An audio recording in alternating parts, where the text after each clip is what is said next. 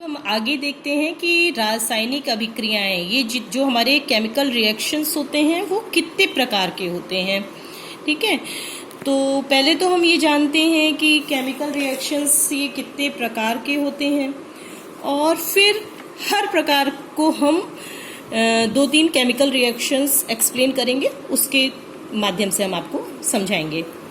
तो रासायनिक अभिक्रियाएं निम्न प्रकार से हैं, जैसे कि पहली केमिकल रिएक्शन हमारी होती है संयोजन की अभिक्रिया, जिसे हम योगात्मक अभिक्रिया भी कह सकते हैं।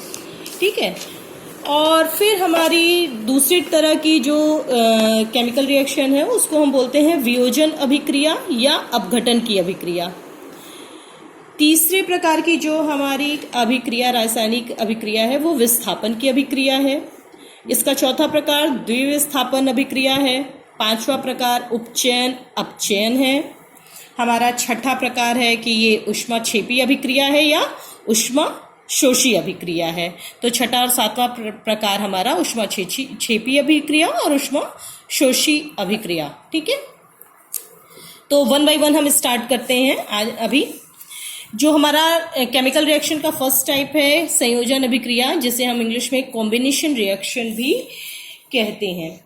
तो कॉम्बिनेशन रिएक्शन क्या है कि वो रासायनिक अभिक्रिया है जिसमें जो अभिकारक होते हैं वो दो या दो से जो अभिकारक होते हैं, हमारे रिएक्टेंट होते हैं, वो जुड़कर कोई एक एकल उत्पाद बनाते हैं। यानी हमारा जो प्रोडक्ट बनता है वो एक सिंगल प्रोडक्ट बनता है।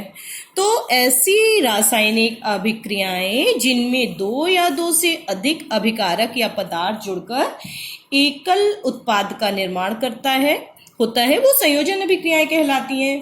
तो संयोजन यहाँ पे कैसे होता है? संयोजन या तो होता है कि दो तत्व आपस में जुड़ते हैं, दो या दो से अधिक तत्व आपस में जुड़ते के कोई एकल उत्पाद बनाते हैं, या फिर दो या दो से अधिक यौगिक आपस में, जैसे यहाँ पे हैं यौगिक आपस में जुड़ के एक उत्पाद बनाए, या फिर तत्व और यौगिक के बीच में मेल होता है और एक नया उत्पाद बनता है। तो तीन तरह से संयोजन की अभिक्रिया होती है, या तो दो तत्व आपस में जुड़ते हैं, या दो यौगिक जुड़ते हैं, या एक तत्व और एक यौगिक। तीनों ही केस में उत्पाद, ये जो हमारा उत्पाद है, प्रोडक्ट है, ये आप देख रहे हैं, ये एक ही है। तो पहला केमिकल रिएक्शन जैसे हमारा कार्बन है। ठीक है, कार्बन की ऑक्सीजन के साथ क्रिया होती है। ये एक तरह से कोयले का दहन है, कोयला जलाया जाता है। सी कार्बन क्या है? कोयला है। तो कोयले को जब हम ऑक्सीजन वायु की उपस्थिति में, यानी कोयले को या कार्बन, कोयला हमारा कार्बन का ही रूप है, तो उसको हम वायु की उपस्थिति में जलाते हैं तो हमारी कार्बन डाइऑक्साइड गैस बनती है। CO2 कार्बन डाइऑक्साइड गैस जो है ये बनती है।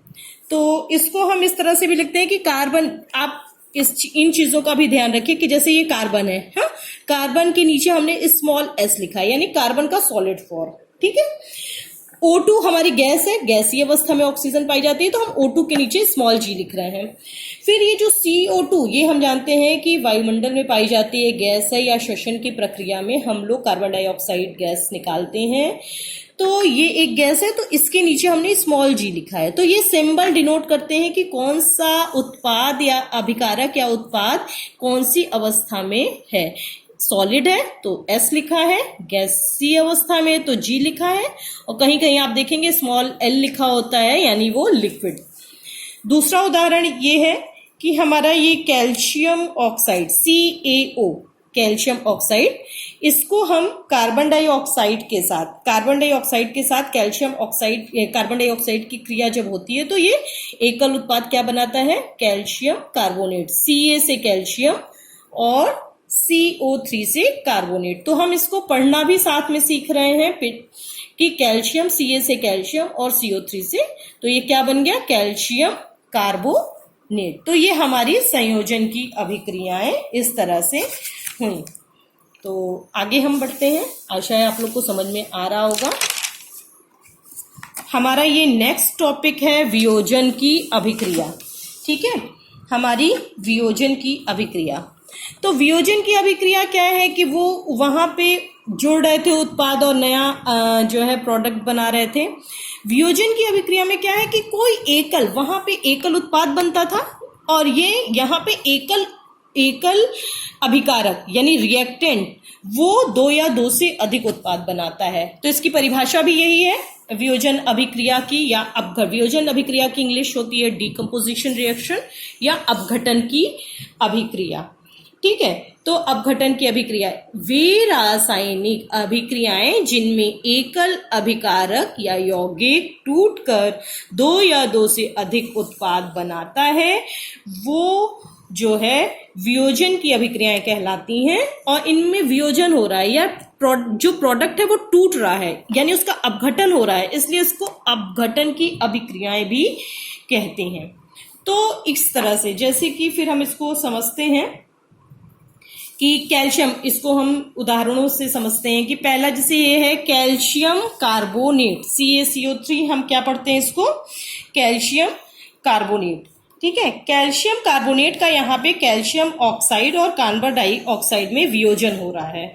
ठीक है, इस क्रिया का उपयोग हम इंडस्ट्री वगैरह में इस क्रिया का यूज करते हैं, क्योंकि कैल्शियम ऑक्साइड हमें प्राप्त हो रहा है, ये बिना बुझा चूना, इसको हमने पहले भी बताया है कि कैल्शियम ऑक्साइड को बिना बुझा चूना कहते हैं। तो कैल्शियम ऑक्साइड, ये जो ऊपर आप देख रहे हैं ये ट्राइंगल, छोटा सा ट्राइंगल हमने बनाया हुआ है, तो इसका क्या मतलब है, हम चाहे इसको ट्राइंगल के फॉर्म में लिखें या हम इसको उष्मा यानी हीट दे रहे हैं, बिना हीट के ये रिएक्शन नहीं हो पाएगा। यानी इस कैल्शियम कार्बोनेट को जब हम गर्म कर रहे हैं तब कैल्शियम ऑक्साइड जो है, कैल्शियम ऑक्साइड हमारा बिना बुझा हुआ चूना प्राप्त हो रहा है और carbon dioxide CO2 carbon dioxide gas मुक्त हो रही। ये आप देख रहे हैं, ये हमने एक ऊपर तीर का निशान CO2 यानी गैस, तो गैस के आगे ये सिंबल लगाया जाता है कि गैस, जिस रासायनिक अभिक्रिया में गैस मुक्त होती है, निकलती है, तो उसमें हम इस तरह से तीर का निशान ऊपर की ओर इस तरह से दिखाते हैं। ठीक है, तो कैल्शियम, ये एक तरह से ये वियोजन अभिक्रिया का हम एक उदाहरण समझा रहे हैं।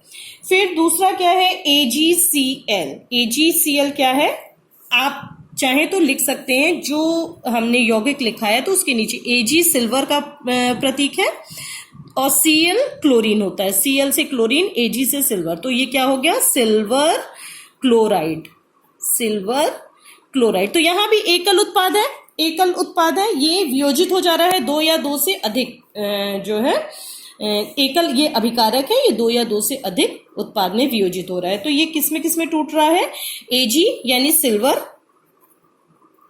और ये क्लोरीन गैस निकल रही है, तो ये क्लोरीन। तो सिल्वर क्लोराइड को जब हम सूर्य के प्रकाश में, ये सिल्वर और क्लोरीन गैस में ये वियोजित हो जाता है। तो ये हम अभी तुरंत से फिर से एक बार समझते हैं कि अभी हमने संयोजन की अभिक्रिया पढ़ी थी।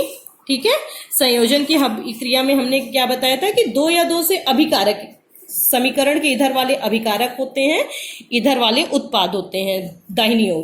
तो यहाँ पे अभिकारक की संख्या ज्यादा है, अभिकारक 2 या 2 से अधिक हो सकते हैं और वो एकल उत्पाद बना रहे हैं। दोनों ही रिएक्शन जो एग्जाम्पल हमने बताए, उत्पाद एकल बन रहा है। और यानी वियोजन की अभिक्रिया अब हम पढ़ रहे हैं, वियोजन की अभिक्रिया में हम तुरंत देख रहे हैं कि यहाँ पे अभिकारक एकल है और उत्पाद 2 या 2 से अधिक बन रहे हैं। ठीक है, तो वियोजन की अभिक्रिया बिना ऊष्मा को दिए हुए नहीं संभव है, इसलिए ये जो है, इन दोनों अभिक्रिया को ऊष्मा शोषी और ऊष्मा क्षेपी अभिक्रिया भी कहते हैं, क्योंकि यहाँ पे ऊष्मा का प्रयोग हो रहा है। इन दोनों का डिफरेंस हम आगे बताएंगे। एक तरह से संयोजन की अभिक्रिया और वियोजन की अभिक्रिया एक दूसरे के विपरीत होती हैं। ठीक है, अब हम लोग नेक्स्ट जो टाइप है हमारा केमिकल रिएक्शन का, थर्ड टाइप है विस्थापन की अभिक्रिया। ठीक है, विस्थापन की अभिक्रिया या डिस्प्लेसमेंट रिएक्शन इसको हम कहते हैं। तो विस्थापन की अभिक्रिया ये है कि इसमें विस्थापन करना, जैसे नाम से ही अर्थ समझ में आ रहा है कि हम किसी को विस्थापित कर दें। ठीक, हम क्या है कि ऐसी रासायनिक अभिक्रिया जिसमें एक तत्व दूसरे तत्व को उसके यौगिक से अलग कर देता है, वो विस्थापन अभिक्रियाएं कहलाती हैं। तो विस्थापन की अभिक्रिया क्या है कि हम एक चीज को हटा के उसकी जगह दूसरी चीज को रख दें। ठीक, तो रिएक्शन के केस में क्या होगा कि एक तत्व दूसरे तत्व को उसके यौगिक से अलग कर दे, तो वो विस्थापन की अभिक्रिया हो जाती है। ठीक है। तो ये विस्थापन की अभिक्रियाएं सामान्यतः हम ये बताना चाहेंगे कि ये धातुओं में होती है। जितनी भी हमारे मेटल्स धातुएं हैं, सिल्वर, गोल्ड या बहुत सारी धातुएं हैं, टिन और जिंक, ये सब जो धातुएं हैं तो उनमें ये विस्थापन की अभिक्रियाएं ज़्यादा होती हैं, आयरन वगैरह। तो इनको हम एक इसमें क्या होता है कि धातुओं में क्यों होती है कि इसमें हम देखते हैं कि एक अधिक क्रियाशील जो धातु होते हैं, जो अधिक एक्टिव होता है, वो अपने से कम एक्टिव को उसकी जगह से हटा देता है। तो जो एक्टिव धातुएं हैं, जो विद्युत रासायनिक श्रेणी में सक्रिय धातुएं होती हैं, अधिक क्रियाशील धातुएं होती हैं, वो अपने से कम क्रियाशील धातु को उसके लवण के जलीय विलयन से विस्थापित कर देती हैं।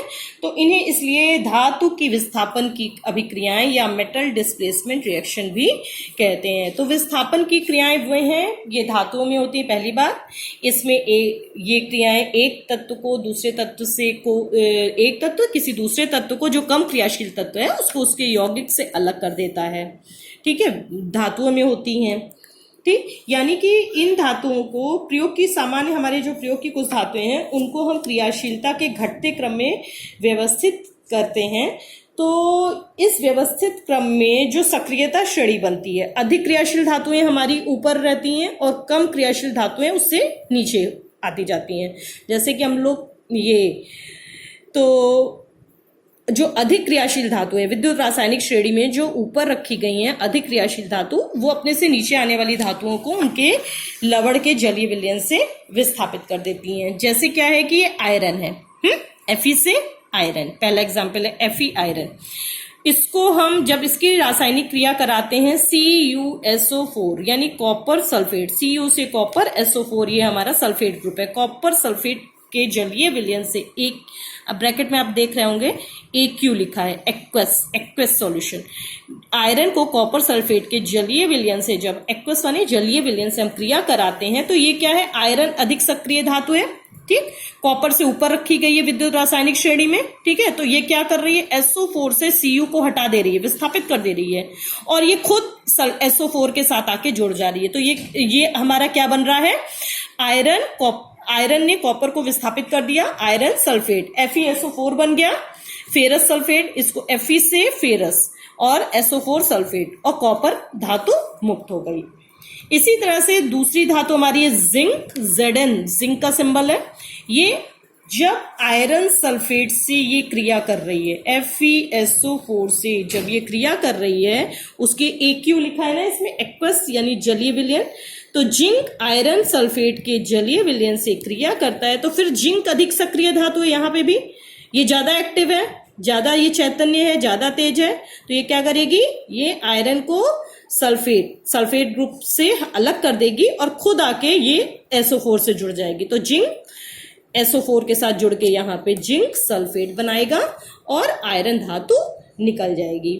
ठीक है, तो इस तरह से ये विस्थापन की अभिक्रियाएं हम समझ सकते हैं। हमें लग रहा है कि आप लोग को भी समझ में आ रही होगी कि ये रासायनिक अभिक्रिया या एक तत्व दूसरे, ये देखिए आयरन एक तत्व है, ये कॉपर एक तत्व है, एक तत्व इसने दूसरे तत्व को उसके जलीय विलयन से हटा दिया और खुद इसके साथ जुड़ गया। तो ये यानी कि जो अधिक क्रियाशील है वो कम क्रियाशील को उसके जलीय विलयन से विस्थापित कर देता है। तो इस तरह से इसको हम धातु विस्थापन क्रिया भी कहते हैं। अब हम इसके बाद जो है विस्थापन अभिक्रियाएं के बाद हम नेक्स्ट जो हमारा टॉपिक है या रासायनिक अभिक्रिया का प्रकार है, ये हमारा क्या है, द्विविस्थापन अभिक्रिया। द्विविस्थापन अभिक्रिया यानी डबल